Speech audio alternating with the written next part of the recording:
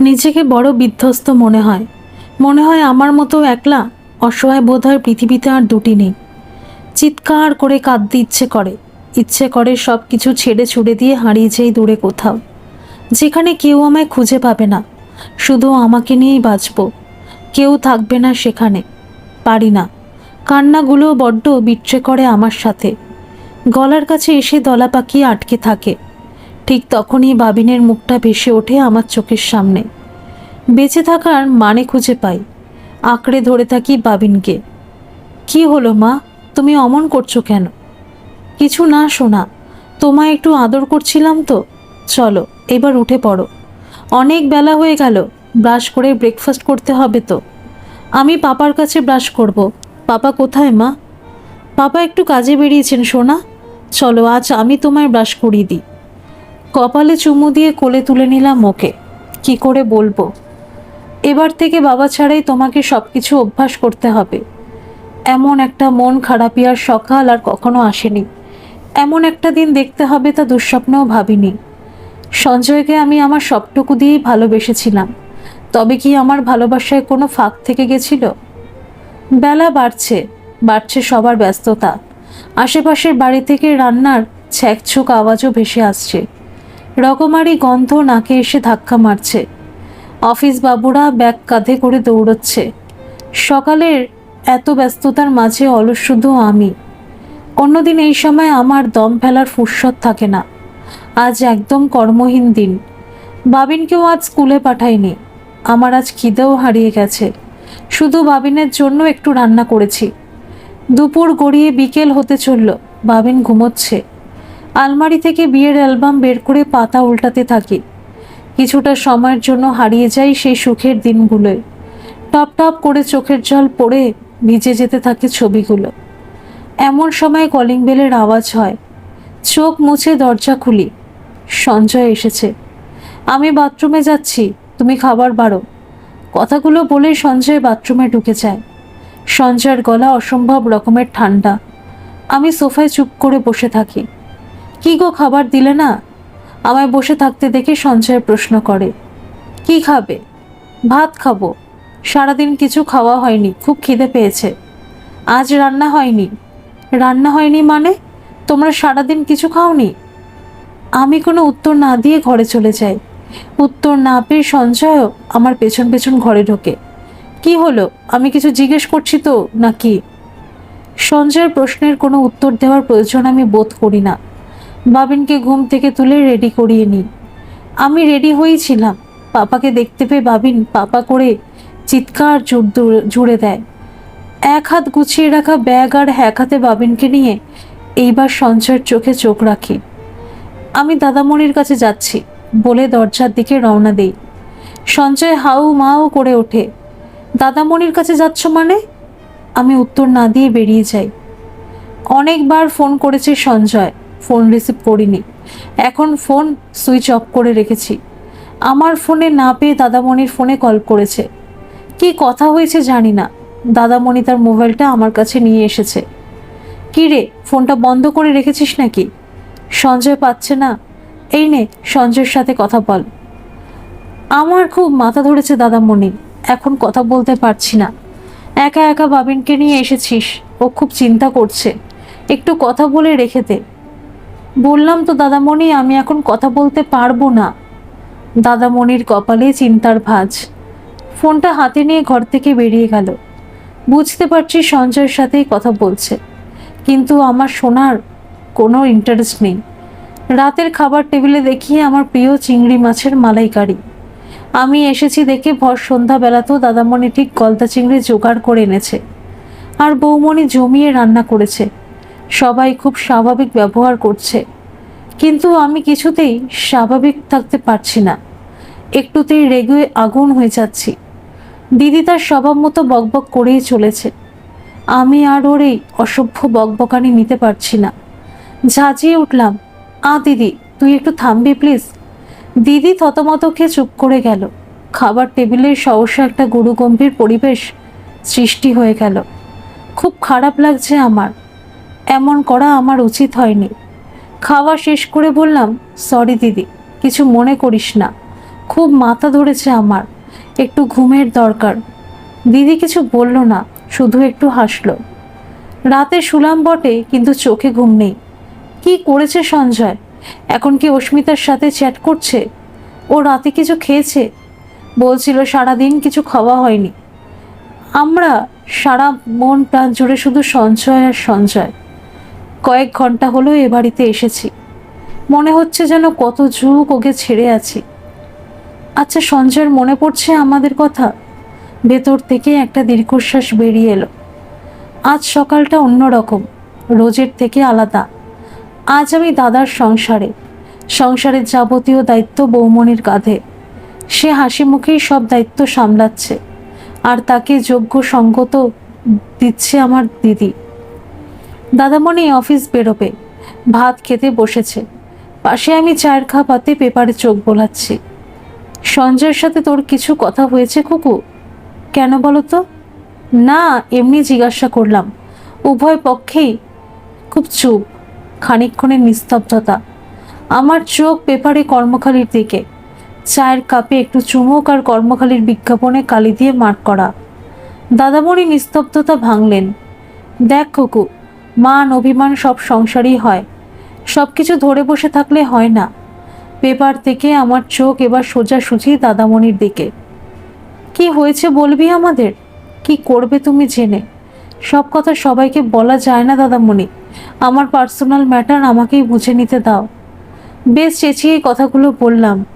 বৌমণি দাদামণিকে ভাত দিচ্ছিল। আমাকে অমন বিহেভিয়ার করতে দেখে একটু থতমত খেয়েই গেল। আমি উঠে অন্য ঘরে চলে গেলাম। কিচ্ছু ভালো লাগছে না আমার। দুঃখ ভাগ করলে অনেক কমে যায় কুকু। সব কথা আমায় না বলতে পারিস, তোর বৌমণিকে তো বলতে পারিস। আসি রে, কিছু লাগলে ফোন করিস। আসার পথ নিয়েই আসবো।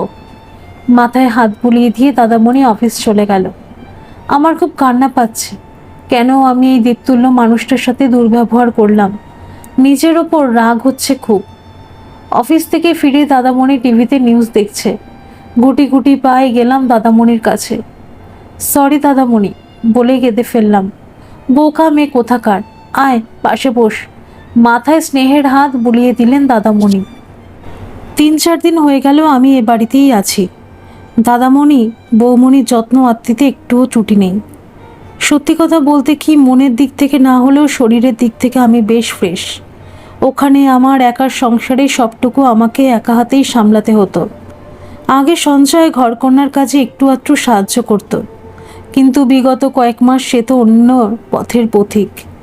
সংসার নিয়ে মাথা ঘামানোর সময় তার কোথায়? এখানে মুখের সামনে সাজানো খাবার, বেলা করে ঘুম থেকে ওঠা, এমনকি বাবিনও সারাদিন দিদির কাছেই রয়েছে। এখানে আমার অখণ্ড অবসর। ফোনটা অন করেছি, তাও 2 দিন হয়ে গেল। সঞ্জয় আর ফোন করেনি। আমিও জানি ও ফোন করবে না। ও এখন অন্য কিছু নিয়ে বিজি আছে না। পেপারে কাজের বিজ্ঞাপন দেখছি বটে, কিন্তু আমার মন মতো কোনোটাই হচ্ছে না। নিপাট গৃহবধূ থেকে চাকরি করতে গেলে একটু জড়তা তো থাকবেই। তবে আমার স্থির বিশ্বাস আমি ঠিক পারবই। দিদি আমার থেকে একটু দূরত্ব মেপেই চলছে। বোধহয় আমার এই হঠাৎ হঠাৎ রেগে যাওয়ার কারণেই। আসলে মনে যদি সুখ না থাকে তাহলে ব্যবহারে তা প্রকাশ পাবেই। কয়েকদিন টানা বৃষ্টির পর আজ বেশ ঝলমলে রোদ উঠেছে। সব আধার কালিমা ধুয়ে গিয়ে প্রকৃতি আবার ভালোবাসার উষ্ণতায় সেজে উঠেছে। ঘুম থেকে উঠে বেশ ভালো লাগছে আজকের দিনটাকে। পেপারে চোখ বোলাতে বোলাতে চা খাচ্ছি। দাদামণি 2 ব্যাগ বাজার নিয়ে ঢুকলো। কি গো দাদামণি, এত বাজার করেছো? আজ কি কোনো অকেশন আছে নাকি? কেউ আসবে? আসবে তো। লক্ষ্মী, এই নাও বাজারটা ধরো, আর আমায় 1 কাপ চা দাও টেবিলে। আসি। বৌমণি এসে দাদামণির হাত থেকে বাজারের থলেটা নিয়ে রান্নাঘরের দিকে পা বাড়ায়। তুমি বাজারটা খালি করো লক্ষ্মী, আমি চাটা খেয়ে আসছি। বলো, এবার কি বলছিলি? কে আসবে বললে না তো? হ্যাঁ বলবো বলেই তো এখানে বসলাম। কি দেখছিলি? কর্মখালি? তা পেলি কিছু? না, এখনো তেমন কিছু চোখে পড়েনি, তবে আশা করছি ঠিক একটা কিছু পেয়ে যাব। বুঝলাম। চাকরির বাজারে জানিস কি অবস্থা? এই নাও তোমার চা। আমাদের কথোপকথনের মাঝেই বৌমণি ধোয়া ওঠা চায়ের কাপ নিয়ে আসে। লক্ষ্মী, ভালো সাইজের কই মাছ পেয়েছি, বেশ জমিয়ে তেল কই রাঁধো তো। সঞ্জয় খেতে ভীষণ ভালোবাসে। সঞ্জয় ভালোবাসে মানে? আজকেও এ বাড়িতে আসছে নাকি? কই আগে বলনি তো। এই তো এখন বলছি, কাল রাতে তুই ঘুমিয়ে পড়েছিলে তাই আর তোকে ডাকিনি। তুমি আজ অফিসে যাবে না? না, আজ বাড়িতে জামাই আসছে তাই ছুটি নিলাম। তুমি কিন্তু এটা ঠিক করলে না, রাগে আমার সর্বাঙ্গ জ্বলছে। চক্রান্ত, সবাই চক্রান্ত করছে আমার বিরুদ্ধে। সঞ্জয় বাড়িতে ঢুকতেই বাবিন পাপা পাপা বলে ঝাঁপিয়ে পড়েছে সঞ্জয়ের কোলে। বৌমণি আজ খুব ব্যস্ত। সঞ্জয় আর দাদামণির ঘরেই রয়েছে। দিদি তার স্বভাব সিদ্ধ ভঙ্গিতে বকবক করেই চলেছে। আমি দাদামণির মেয়েকে কোলে নিয়ে পাশের ঘর থেকে সব শুনতে পাচ্ছি। সঞ্জয়ের মুখ দেখার ইচ্ছেও আমার নেই। কিছুতেই আমি সেই রাত আর দিনের ব্যবহার ভুলতে পারছি না। আমি সম্মান নিয়ে বাঁচতে ভালোবাসি। কি রে খুকু, সঞ্জয় এসেছে, একবার দেখা করে আয়। আমি তো তাকে ডাকিনি দাদামণি, তোমরা ডেকেছ, তোমরাই তাকে এন্টারটেন করো। এ কি ভাষা তোর খুকু? ম্যাডামের দেখছি খুব রাগ হয়েছে। ইতিমধ্যেই সঞ্জয় আমাদের ঘরে এসে উপস্থিত। সঞ্জয়কে ঢুকতে দেখে দাদামণি ঘর থেকে বেরিয়ে গেল। বুঝতে পারছি না এখন আমার ঠিক কী করা উচিত। ঘর থেকে বেরিয়ে যাব নাকি হাতের সামনে যা আছে সব ছুঁড়ে ফেলে দেব? না, কোনোটাই আমার করা হলো না। স্থানুর মতো দাঁড়িয়ে রইলাম শুধু। কি গো, কথা বলবে না আমার সাথে? ডান হাতটা আমার কাঁধে রেখেছে সঞ্জয়। হাতটা ছুঁড়ে সরিয়ে দিলাম। বিরক্ত লাগছে আমার। আমাকে কিছু বলার সুযোগ তো দাও। জানি আমি সেদিন খুব ব্যবহার খারাপ করেছি তোমার সাথে। সরি বলবার সুযোগটাও তো দিলে না তুমি। তোমার কিছু বলার আছে বলে আমার মনে হয় না। যা বোঝার আমি বুঝে নিয়েছি। হিসিস করে বলি, তুমি কিচ্ছু বোঝনি কুকু। যা বুঝেছ সব ভুল। এই ভুলের মাসুল কিন্তু আমাদের থেকেও বেশি বাবিনকে দিতে হবে। তার মানে কি বলতে চাও তুমি? রাত জেগে চ্যাট, ফোনে রাতভর কথা, সব ভুল? না, ভুল কেন হবে? আচ্ছা একটা কথা বলো তো, একজন ছেলে আর মেয়ের কি শুধুই প্রেমের সম্পর্ক হয়? কেন বন্ধুত্বের সম্পর্ক হতে পারে না? সঞ্জয়ের কথাতে কিছু এমন ছিল, আমার রাগ খানিকটা হলেও কমে গেল। ওর মুখের দিকে তাকালাম। ও হালকা এসে আমার হাত দুটো ধরে খাটে বসালো। বসো। সেদিনই তোমায় সব বলতাম, তুমি তো কোনো কথা না শুনেই এখানে চলে এলে। কি বলবে বলো? অস্মিতা আমার কলেজের বান্ধবী। আমি, বিশু, আবির, পলাশ আর অস্মিতা ছিলাম প্রাণের বন্ধু। আমরা অস্মিতার বাড়িতে জয়েন্ট স্টাডি করতে যেতাম। বন্ধু ছাড়া ওকে অন্য কোনো কিছু ভাবিনি কোনোদিনও। পলাশের সাথে অস্মিতার প্রেম পর্ব চলছিল কলেজ থেকেই। পলাশ খুব ব্রাইট স্টুডেন্ট ছিল। পড়াশোনা শেষ করে একটা ভালো চাকরিও জোগাড় করে নেয়। এরপর যে যার নিজের জায়গায় ব্যস্ত হয়ে যায়। যোগাযোগ কমতে কমতে শেষে তারটুকুও ছিঁড়ে যায় ওদের দুজনের সাথে। পরে শুনেছিলাম ওদের সম্পর্কটা দুই বাড়ি থেকেই মেনে নেয়নি। ওরা দুজনে পালিয়ে বিয়ে করে। সেদিন বহু বছর বাদে দাদামণির মেয়ের অন্নপ্রাশনে আবার অস্মিতার সাথে দেখা। শুনলাম ও ভালো নেই। কয়েক বছর আগে আর্থিক তছরূপের দায় পলাশের চাকরিটা চলে যায়, সাথে উপরই পাওনা 2 মাসের জেল। তারপর থেকেই পলাশ কেমন চেঞ্জ হয়ে যায়।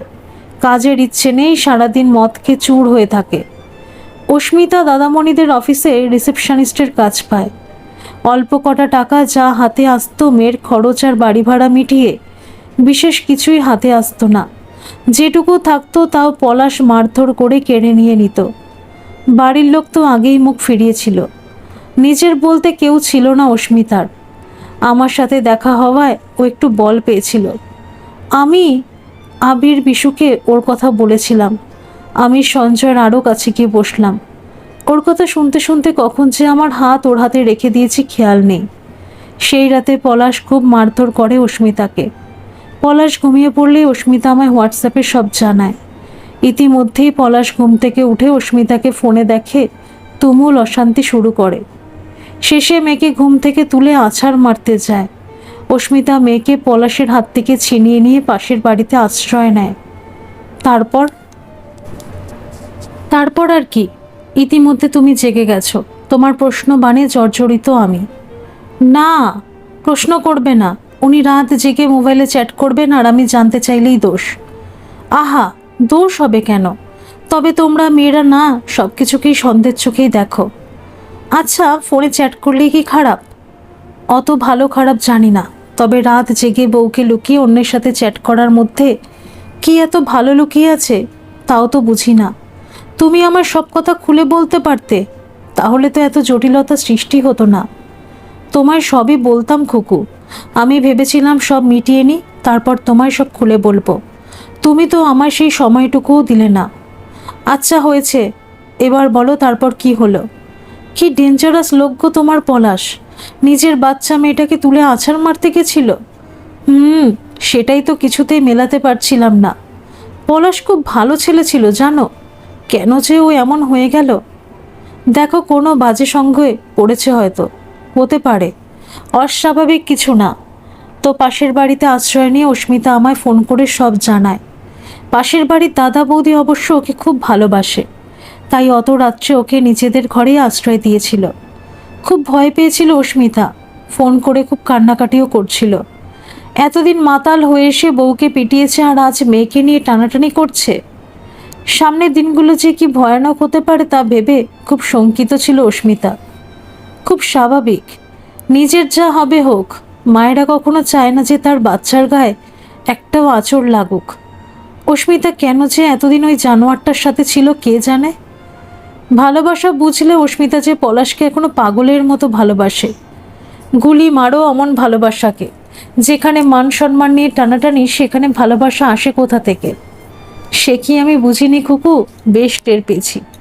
মানে মানে সামান্য একদিনের ঘটনায় তুমি এখানে চলে আসতে না, তা আসবে না তো কি করবে? তুমি আমার সাথে খারাপ ব্যবহার করবে আর আমি সহ্য করব? আমাকে অস্মিতা পাওনি, তারপর কি হলো বলো? আমি অস্মিতাকে ফোনে শান্ত করার চেষ্টা করলাম, তারপর আবির আর বিশুকে ফোন করে সব জানালাম। অত রাত্রে ওদের ফোন করলে? হ্যাঁ করলাম। সবার বউ কি আর তোমার মতো রাগি নাকি? ঠিক হলো পরদিন সকালবেলায় আমরা অস্মিতাদের বাড়ি যাব। তাই তুমি সেদিন অত সকালে বেরিয়েছিলে?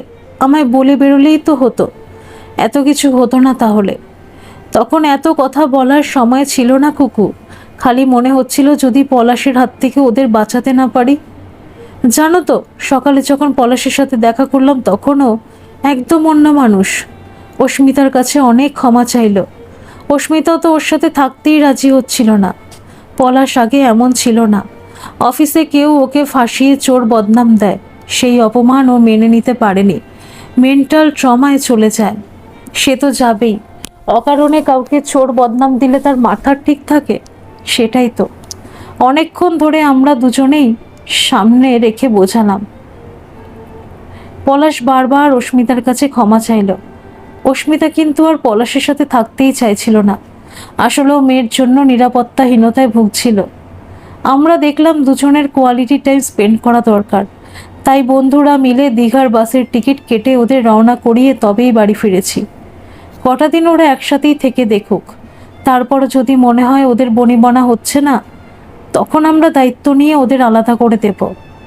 একটা সম্পর্ক ভাঙা অনেক সহজ, কিন্তু গড়া অতটা সহজ নয়। কথা দাও আমার থেকে আর কিছু লুকোবে না? সঞ্জয়ের বুকে মাথা রেখে আদুরে গলায় বললাম। ও আমার কপালে চুমু এঁকে দিল। অনেক দিন বাদে পরম সুখ অনুভব করলাম। খাওয়ার টেবিলে বেশ জোরদার আড্ডা চলছে। বাড়ির সবার আর বুঝতে বাকি নেই যে আমাদের মধ্যে সব ভুল বোঝাবুঝি শেষ। এই সমস্ত ক্রেডিট অবশ্য দাদামণি আর বৌমণির প্রাপ্য। ওরা সঞ্জয়কে আমার সামনে না আনলে হয়তো আমি আমার জায়গা থেকে সরতাম না। দাদামণি, আজ আমি বাড়ি চলে যাব। বেশ তো, তা যাবি বই কি? সঞ্জয় ওখানে একা হাত পুড়িয়ে খাচ্ছে, নিশ্চয়ই যাবি। একটা শুভ সংবাদ দিই তোদের। আমি সঞ্জয় দুজনকেই কৌতূহলী চোখে তাকালাম দাদামণির দিকে। খুকু, তোর পিটকেকে মনে আছে? পিটকে মানে? গ্রিল পিটকে? হ্যাঁ, যার গ্রিলের ব্যবসা। কদিন আগে আমাদের বাড়িতে এসেছিল, টুকুকে বিয়ে করতে চায়। Wow, great news. পিটকে তো এখনো বিয়ে করেনি? না, সবই ঠিক আছে। দিদির ছেলেটাকে রাখবে তো? কোনো কষ্ট দেবে না তো? ছেলের সব দায়িত্ব নেবে বলেছে। পিটকেকে ছোট থেকে দেখেছি, ছেলেটা কিন্তু ভালো। বাহ, এর থেকে ভালো খবর আর কি হতে পারে? কিরে দিদি, কি ব্যাপার? কথাটা বেমালুম চেপে গেলি আমার কাছ থেকে। দিদি মুচকি মুচকি হাসছে। অনেকবার তোকে বলার চেষ্টা করেছি, তোর যা মেজাজ, ভয় বলতে পারিনি। কথাটা একেবারেই মিথ্যে নয়। সত্যি কদিন আমার মেজাজটা সপ্তমেই ছিল। কবে শুভ কাজটা হবে বলে ভাবছো দাদামণি? রেজিস্ট্রি ম্যারেজ হবে, সামনে একটা শুভ দিন দেখে সেরে ফেললেই হলো। এখনো ডেট ঠিক হয়নি।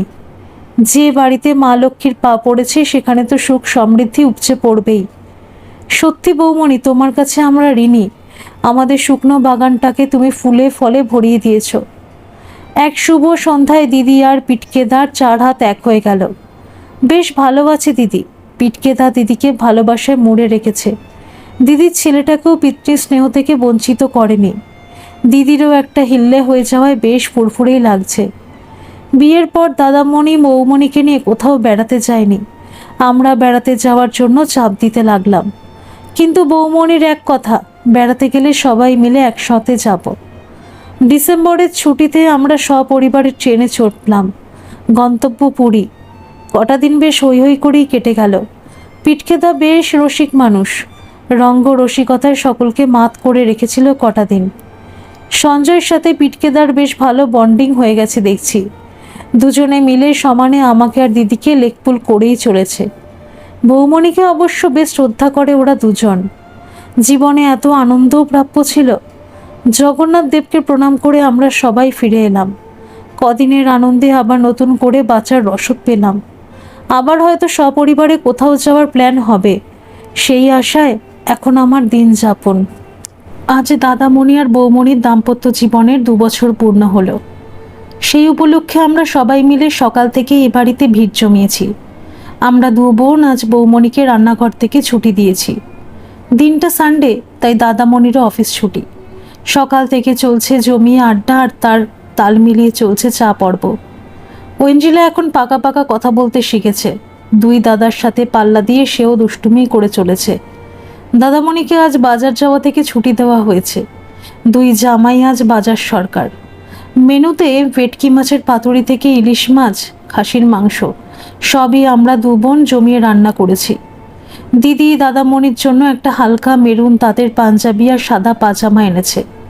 আমি বৌমণির জন্য একটা পিঙ্কের ওপর সিল্কের শাড়ি এনেছি।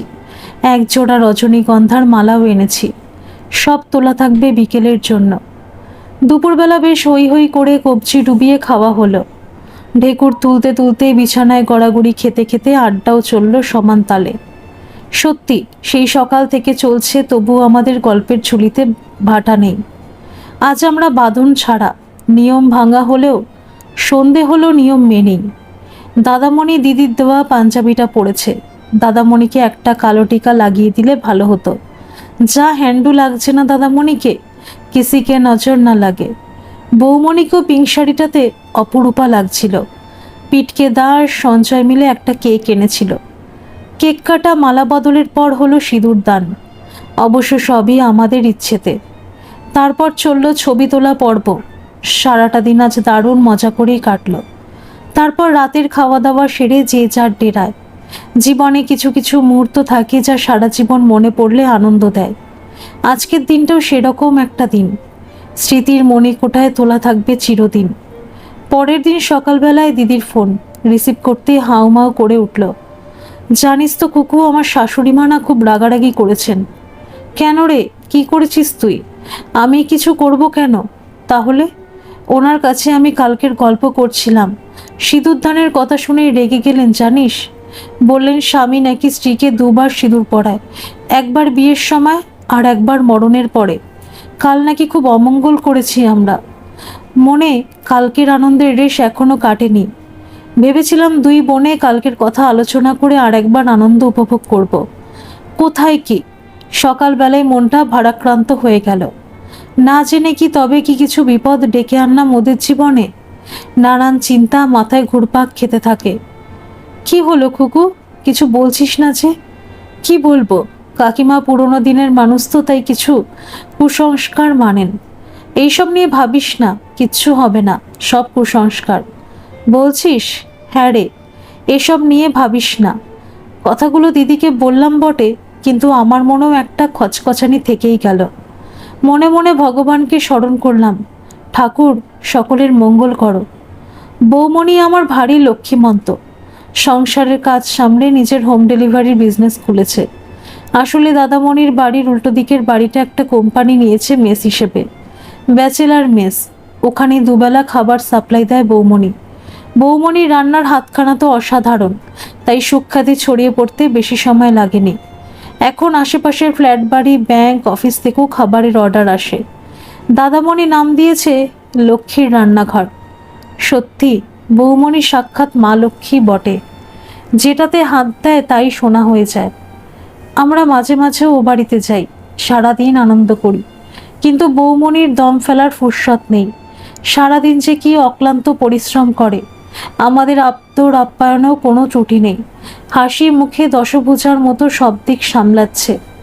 আমি বৌমণিকে বলেছিলাম, তোমার কাজ দেখে খুব ভালো লাগছে বৌমণি, কিন্তু এত পরিশ্রম শরীরে সইবে তো? আবার একটা বাচ্চা আছে। আমি তো একা কিছু করি না, কাজলের মা এসে অনেকটাই সামলে দেয়। একটা কথা আছে না, শরীরের নাম মহাশয়, যা সবে তাই সয়। ওনার সাথে কাঁধ মিলিয়ে সংসারের দায়িত্ব ভাগ করে নিতে পারছি, এটা কি কম আনন্দের খুকু? আমি আর কিছু বলার মতো ভাষা খুঁজে পাচ্ছিলাম না। আমি লেখাপড়া শিখেও কোনোদিনও ভাবিনি সঞ্জয়ের সাথে কাঁধে কাঁধ মিলিয়ে সংসারের দায়িত্ব ভাগ করে নেব। আর তুমি স্বল্প শিক্ষিতা হয়েও তোমার নিজ গুণ দিয়ে সংসারের দায়িত্ব সামলাচ্ছ। কুর্নিশ তোমায় বৌমণি। বাবিনের পরীক্ষা, স্কুল, এসব অনেকদিন ও বাড়িতে যাওয়া হয়নি। দিদির শাশুড়ি অসুস্থ বলে দিদিরও বাড়িতে খুব একটা যাওয়া হয় না, তবে ফোনে আমরা নিয়মিত বাড়ির সঙ্গে যোগাযোগ রাখি। লক্ষ্মীর রান্নাঘরের 1 বছর পূর্তি উপলক্ষে বৌমণি সত্যনারায়ণ পুজো রেখেছিল। সেই উপলক্ষে অনেকদিন বাদে আমরা আবার সবাই একত্রিত। কিন্তু বৌমণিকে দেখে আমার খুব খারাপ লাগলো। চেহারা খুব খারাপ হয়ে গেছে, চোখ দুটো কোটরে ঢুকে গেছে, কাজ করছে আর হাঁপাচ্ছে। জানি না সারাদিন উপোসের কারণে কিনা। তবে দাদামণির কাছে শুনলাম প্রায় নাকি বৌমণির জ্বর আসে। ডাক্তার দেখানো হয়েছে, প্রচুর টেস্টও নাকি হয়েছে, ওষুধ চলছে। আমাদের এসব জানাওনি কেন দাদামণি? একচোট বকাবকি করলাম দাদামণিকে। তোরা আবার চিন্তা করবি তাই? চিন্তা করব বলে জানাবে না? বৌমণির একটু খেয়াল রেখো, আর বৌমণি নিজের একটু যত্ন নিও। বৌমণিকে দেখে খুব একটা ভালো লাগলো না। বাড়ি ফিরলাম এক রাত চিন্তা নিয়ে। কয়েকদিনের মধ্যেই বৌমণির শরীরটা বাড়াবাড়ি রকমের খারাপ হলো। হসপিটালে ভর্তি করতে হলো। ঐন্দ্রিলাকে দিদি নিজের কাছে নিয়ে গেল। কিছু পরীক্ষা নিরীক্ষার পর জানা গেল বৌমণি ব্লাড ক্যান্সারে আক্রান্ত। সবার মাথার ওপর আকাশ ভেঙে পড়ল। এই পরিস্থিতির জন্য আমরা কেউ তৈরি ছিলাম না। ঠিক হলো দাদামণি বৌমণিকে মুম্বাইতে নিয়ে গিয়ে চিকিৎসা করাবে। সেই মতো ব্যবস্থাও শুরু হলো। দিদির কাছে শুনে মাঝে একবার বৌমণিকে দেখতে গেছিলাম।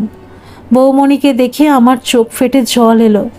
বিছানায় শয্যাশায়ী, গলার আওয়াজ একেবারে ক্ষীণ।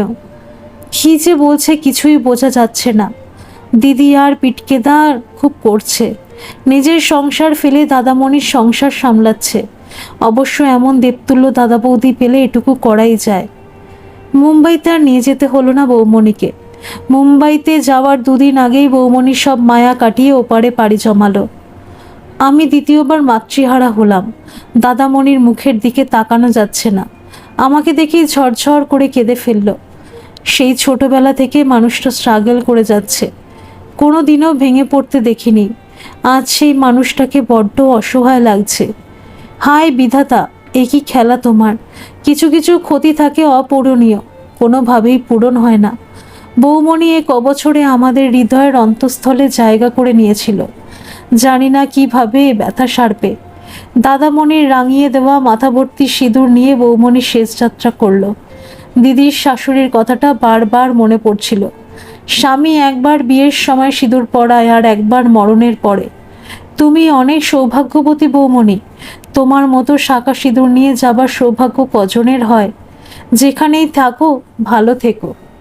দাদামণির মেয়েটা মা মা করে কেঁদে অস্থির হয়ে যাচ্ছে। ওর আর কি দোষ?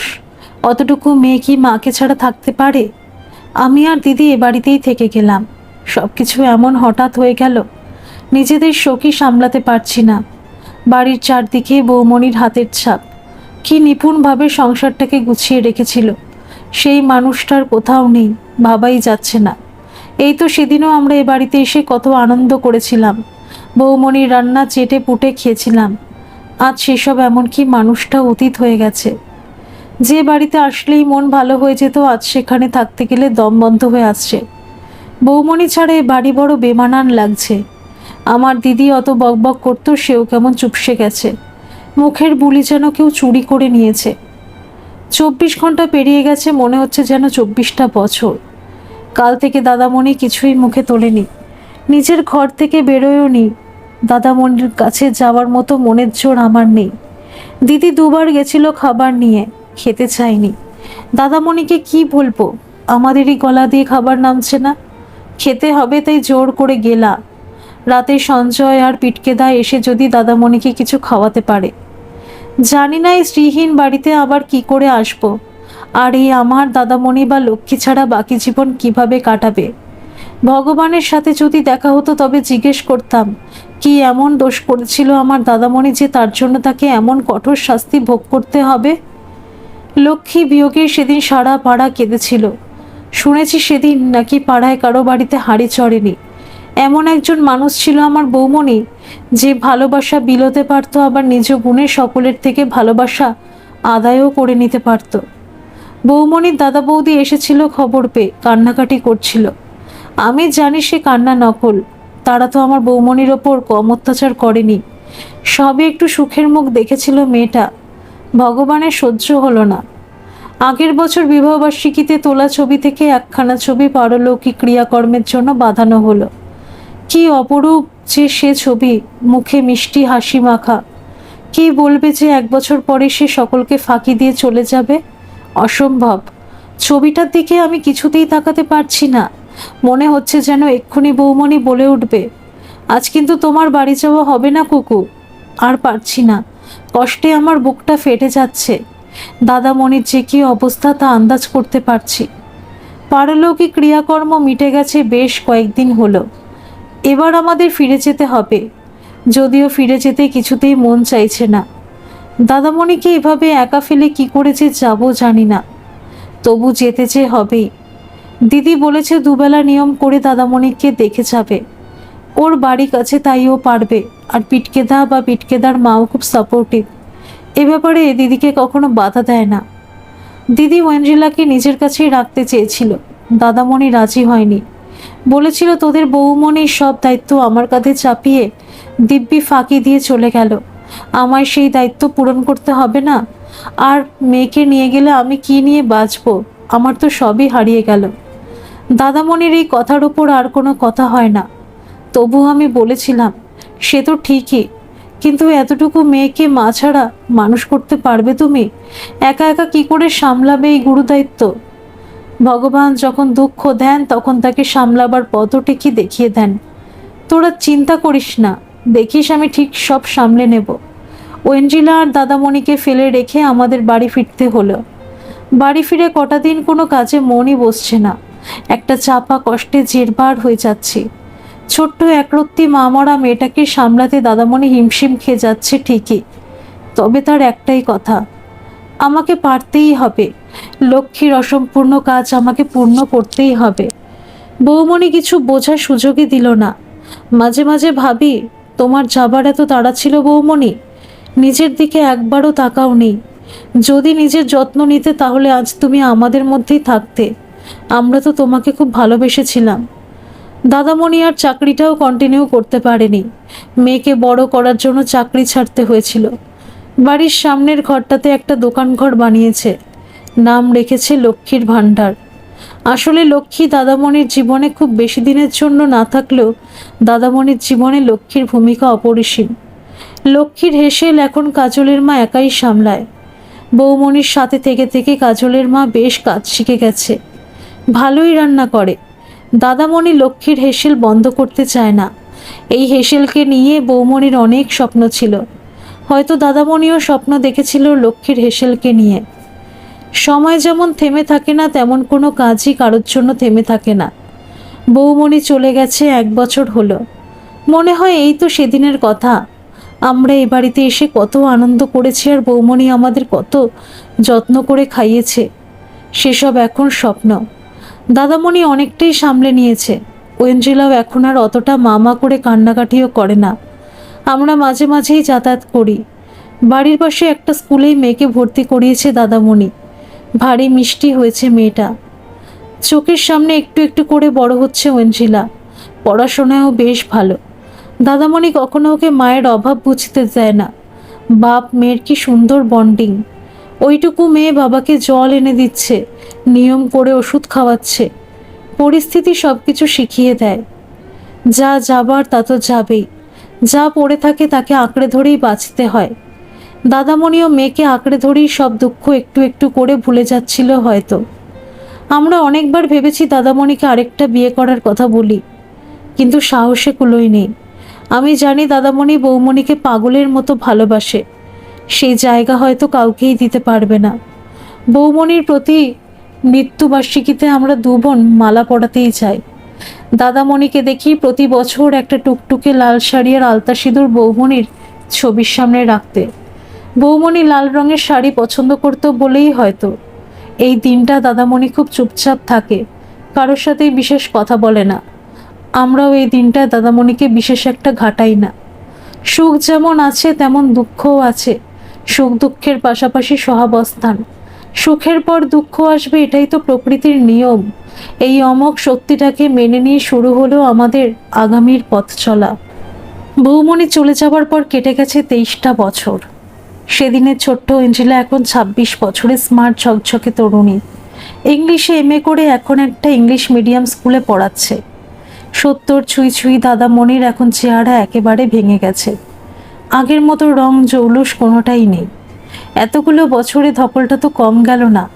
একা হাতে একটা বাচ্চা মানুষ করা, তাও আবার কন্যা সন্তান। চারটিখানি কথা নয়। এক তো কাল বাপ মেয়েকে হাত পুড়িয়ে রান্না করে খাইয়েছে, আর এখন মেয়ে বাবাকে ভালো মন্দ রান্না করে খাওয়ায়। মেয়ে এখন বাবাকে রান্নাঘর থেকে ছুটি দিয়ে দিয়েছে। ভারী মিষ্টি দেখতে হয়েছে ওয়েঞ্জেলাকে। শাড়ি পরলে অবিকল বৌমণির মতোই দেখায়। আমার বাবিন আইটি ইঞ্জিনিয়ার, ব্যাঙ্গালোরে থাকে। নিজেই মেয়ে পছন্দ করে রেখেছে। এখন বিয়েটা সেরে ফেললেই হয়। আমরা বুড়ো বুড়ি এখন একাই থাকি। বয়স হয়েছে তো। আমি হাঁটুর ব্যথায় কাবু, বেশি হাঁটতে চলতে পারি না। সঞ্জয়েরও শরীর খুব একটা ভালো যায় না। অর্ধেক দিন দোকান খোলাই হয় না। ওই কোনো রকমে বুড়ো বুড়ির দিন গুজরান হয় আর কি। দিদির অবস্থা খুব করুণ। থাইরয়েডে ফুলে ঢোল হয়ে গেছে। নড়তে চড়তেই দিন কাবার। একমাত্র ছেলে বিয়ে করে অন্য জায়গায় চলে গেছে। মায়ের সাথে কোনো সম্পর্ক রাখে না। পিটকেদা নিজের সন্তান চায়নি, দিদির ছেলেকেই বাবার আদর দিয়ে বড় করেছে। সেই ছেলেই এখন বিমুখ। আসলে রক্তের দোষ যাবে কোথায়? ছেলে তার বাবার মতোই হয়েছে। কাজলের মায়ের অনেক বয়স হয়েছে, সে আর এখন বেশি খাটতেও পারে না। তাই বহু বছর হলো লক্ষ্মীর হেসেলও বন্ধ হয়ে গেছে। এখন আর এ বাড়ি থেকে নিত্যদিন রকমারি রান্নার সুঘ্রাণ ভেসে আসে না। আমাদের এখন মাঝে মধ্যেই ও বাড়িতে যেতে হচ্ছে। তার অবশ্য একটা কারণও আছে। সামনেই ওয়েঞ্জেলার বিয়ে। সে নিজেই পাত্র পছন্দ করেছে। অর্ক ব্যাংকে কাজ করে, মা বাবার একমাত্র সন্তান। দমদমে নিজস্ব দোতলা বাড়ি আছে। আর কি চাই? অর্ক ছেলেটাও খুব ভালো, আমি কয়েকবার দেখেছি। বেশ নম্র ভদ্র। সামনে শুধু ওয়েঞ্জেলার বিয়েই নয়, এ বাড়িতে আরেকটা বড় ঘটনাও ঘটতে চলেছে। এর সমস্ত ক্রেডিট অবশ্য ওয়েঞ্জেলার অর্কর প্রাপ্য। আরে দাঁড়ান দাঁড়ান, একটু সবুর করুন। অত উতলা হলে হবে? আমি যখন এত কথা আপনাদের সাথে শেয়ার করলাম, আর এত বড় ঘটনা আপনাদের সাথে শেয়ার করব না? ওয়েঞ্জেলা প্রেম করলেও বিয়েতে বউকে বেঁকেই বসেছিল। কারণ ওর একটাই শর্ত ছিল, ওর বাবা কিছুতেই সেই শর্ত মানবেন না। ওয়েঞ্জেলার এক কথা, বাবা যদি শর্ত না মানে তাহলেও কোনোদিনও বিয়ের পিঁড়িতে বসবে না। মেয়ের জেদের কাছে অবশ্য শেষ পর্যন্ত দাদামণিকে হার মানতেই হয়েছিল। কি সেই শর্ত? বলছি তো, বাবার একটা ব্যবস্থা না করে মেয়ে কিছুতেই পরের বাড়ি যাবে না। এই বুড়ো বয়সে বাবাকে একা ফেলে রাখা তার পক্ষে সম্ভব নয়। কি ব্যবস্থা? যা তা ব্যবস্থা নয়, একেবারে পাকাপোক্ত ব্যবস্থা। অর্থাৎ বাবাকে বিয়ে দিয়ে নতুন মায়ের হাতে বাবাকে সঁপে দিয়ে তবেই মেয়ে নিশ্চিন্ত হবে। ওয়েন্ড্রিলা সেই 3 বছর বয়সে মাকে হারিয়েছে।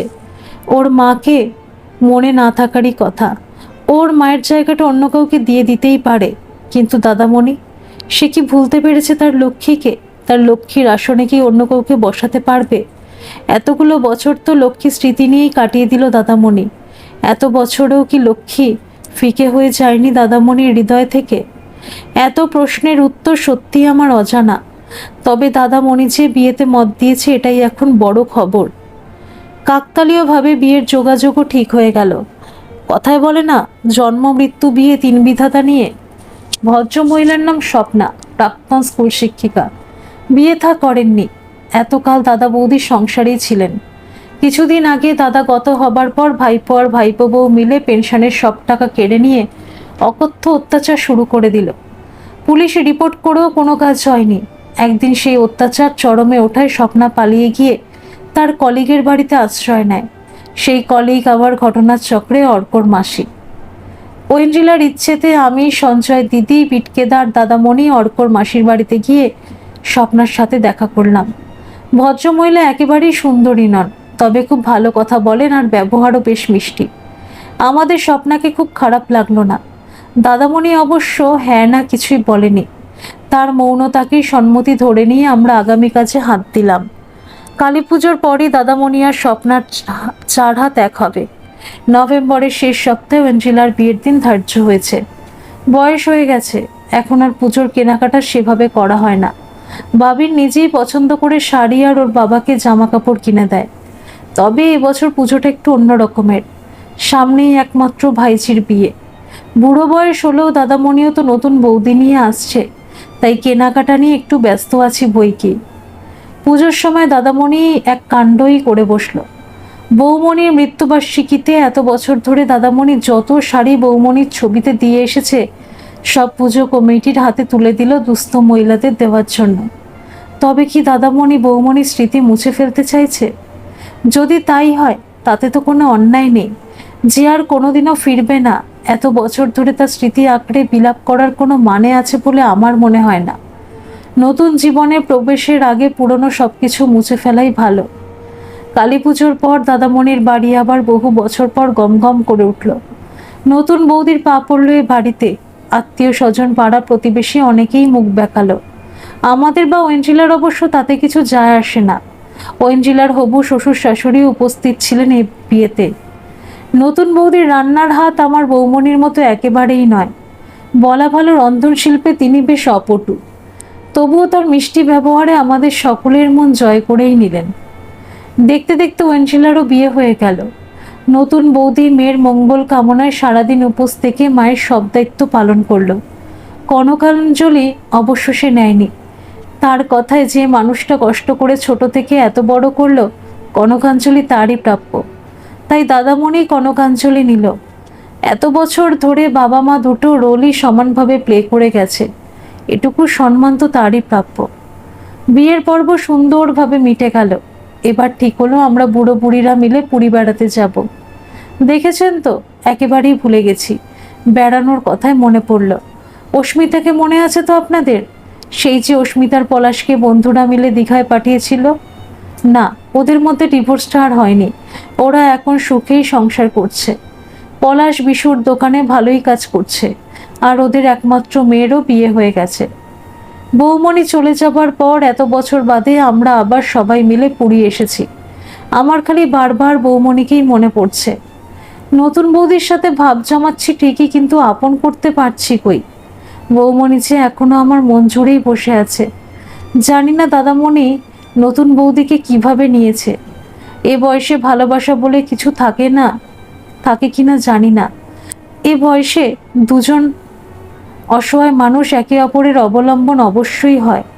নতুন বৌদি মনে করে দাদামণিকে ওষুধ খাওয়াচ্ছে, দাদামণিও তাই। এটুকু দেখেই ভালো লাগলো। ঘুম ভেঙে গেছে অনেকক্ষণ। ব্যালকনিতে এসে দাঁড়িয়েছি। এখান থেকে সোজা সমুদ্র দেখা যায়। এক্ষুনি সূর্য দেব ও কি দেবেন। সমুদ্র পাড়ের ফুরফুরে হাওয়ায় মনটা বেশ চাঙ্গা করে দেয়। অনেকেই বেরিয়েছে সানরাইজ দেখতে। আমি দেখছি সকলকে। একটা চেনা হাঁটার ভঙ্গিতে চোখ আটকে গেল। দাদামণি আর নতুন বৌদি হাঁটতে বেরিয়েছে, একে অপরের হাত দুটো শক্ত করে ধরা। আহ, চোখের যে কি আরাম লাগলো কি বলবো। এমনভাবেই বাকি জীবনটা তোমরা একে অপরের সুখ দুঃখকে সঙ্গী করেই কাটিয়ে দাও। আর কি চাই। জয় জগন্নাথ। ধন্যবাদ সকল বন্ধুরা। এই গল্পটি যদি আপনাদের ভালো লেগে থাকে তাহলে অবশ্যই একটা লাইক করে দেবেন। আর এই চ্যানেলে নতুন হয়ে থাকলে চ্যানেলটিকে সাবস্ক্রাইব করে আমার পাশে থাকবেন। আর পাশে থাকা বেল আইকনটিকে প্রেস করে দেবেন যাতে সমস্ত গল্পের নোটিফিকেশনগুলি সবার প্রথমে আপনাদের কাছে পৌঁছে যায়।